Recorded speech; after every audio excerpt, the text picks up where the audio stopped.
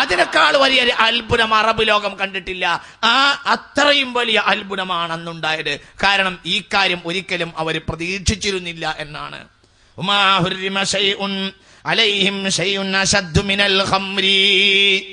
കള്ള് വർജിക്കാൻ അള്ളാഹ് കൽപ്പിച്ചതിന്റെ അത്ര അവർക്ക് ബുദ്ധിമുട്ടുള്ള ഒരു കാര്യം അല്ലാഹു തആല അവരോട് കൽപ്പിച്ചിട്ടില്ല. നോക്കൂ, നിങ്ങൾ ചിന്തിക്കണം. അപ്പൊ എന്നിട്ടും അവരത് വർജിച്ചല്ലോ. എന്തുകൊണ്ട്?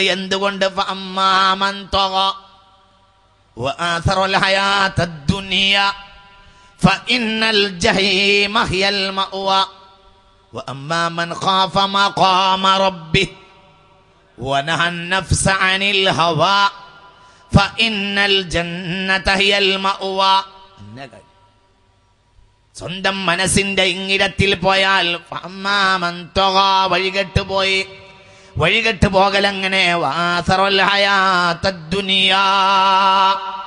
ഭൗതികമായ ജീവിതത്തെ തെരഞ്ഞെടുത്തു. ഭൗതികമായ നിയമങ്ങളെയും താല്പര്യങ്ങളെയും എൻജോയ്കളെയും തെരഞ്ഞെടുത്താൽ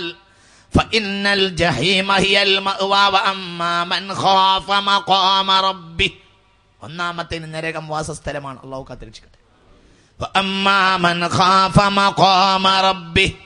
ദൈവിക ചിന്ത മനുഷ്യന്റെ മനസ്സിൽ അടിസ്ഥാനപരമായ ദൈവിക ചിന്ത കയറി വരാതെ മദ്യത്തെ ഉപേക്ഷിക്കാൻ ഭാരതത്തിലെ സർക്കാരുകൾക്ക് കഴിയുകയില്ല.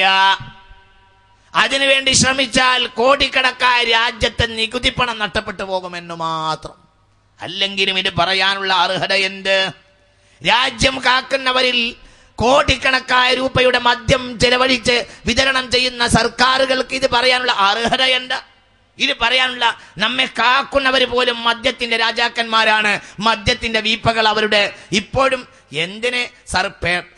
എന്തിന് ഒരാൾ പട്ടാളത്തിൽ നിന്ന് പെൻഷൻ പറ്റിപ്പോയാൽ വാങ്ങിയാൽ പോലും മാസത്തിലൊരിക്കൽ ജോണി വാക്കറിന്റെ ഒരു കുപ്പി ലഭിക്കുന്ന എന്നോട് ഒരാൾ അരീക്കോട്ടെന്ന് പറഞ്ഞത്. ഞങ്ങളൊന്ന് വിചാരിക്കുകയാണെങ്കിൽ 500 റുപ്യെങ്കിലും മാസത്തിൽ ഉണ്ടാക്കാം ഉസ്താദെ, പിന്നെ നമ്മൾ ഈ മതത്തിലായി പോയില്ലേ എന്ന് വിചാരിച്ചിട്ടാണ് എന്നോട് അരീക്കോട്ടെന്ന് ഒരാൾ പറഞ്ഞു. ഒരു വയസ്സനായ ആൾ പറഞ്ഞു. അപ്പൊ നിങ്ങൾ ചിന്തിക്കണം, അതാ നമ്മളെ അവസ്ഥ. മരിക്കാനായാൽ പെൻഷൻ പറ്റിയ ആളുകളെ പോലും സർക്കാർ വിടുന്നില്ല. എന്ത് ധാർമ്മികതയാണ്! ഇന്നത്തെ ഭരണാധികാരികൾക്ക് ഈ നിയമം സൃഷ്ടിക്കുകയും നിയമത്തിന് കാവലാളായി നിൽക്കുകയും ചെയ്യുന്ന ആധുനിക ഭരണകർത്താക്കൾക്ക് ഇതിന്റെ തിന്മ പറ എന്ത് അവകാശമുള്ളത്? പ്രഭാഷണങ്ങൾ നടത്തിയതുകൊണ്ട് കാര്യമുണ്ടോ? ഒരു ജനതയുടെ മുന്നിൽ നോക്കിയിട്ട് കള്ളു കുടിക്കരുതെന്ന് പറയല്ല വേണ്ടത് ഭരണാധികാരിയുടെ ഇച്ഛാശക്തി കൊണ്ട് അതിനെ സമൂഹത്തിൽ നിന്ന് വിപാടനം ചെയ്യാൻ ശ്രമിക്കുകയാണ്. എന്നാൽ ആ വിപാടനം ചെയ്യാനുള്ള ശ്രമം ഇന്ന് സാധ്യമല്ല. കാരണം അവരുടെ തീന്മേശകളെ ജ്വലിപ്പിക്കുകയും ആ തീന്മേശകളെ സാർത്ഥകമാക്കുകയും ചെയ്യുന്നത് മദ്യത്തിന്റെ കുപ്പികളും ബീപ്പകളുമാണ് എന്നതാണ് പരമാർത്ഥം. അതുകൊണ്ട് ബഹുമാനപ്പെട്ട ഹബീബായ നബി നോക്കൂ, നിങ്ങൾ അങ്ങനെയുള്ള ജനതയെ വിരോധിച്ചു.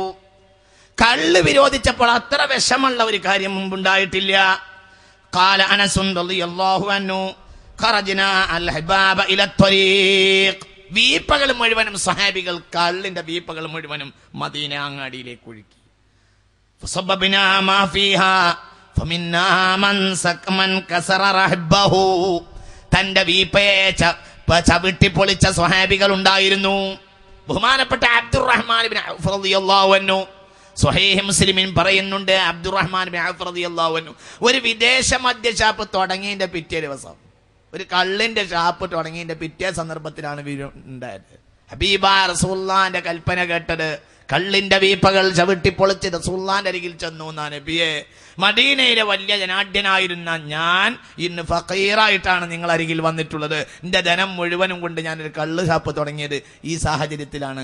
എല്ലാം ഞാൻ ചവിട്ടിപ്പൊളിച്ചു തകർത്തു എന്ന് ബഹുമാനപ്പെട്ട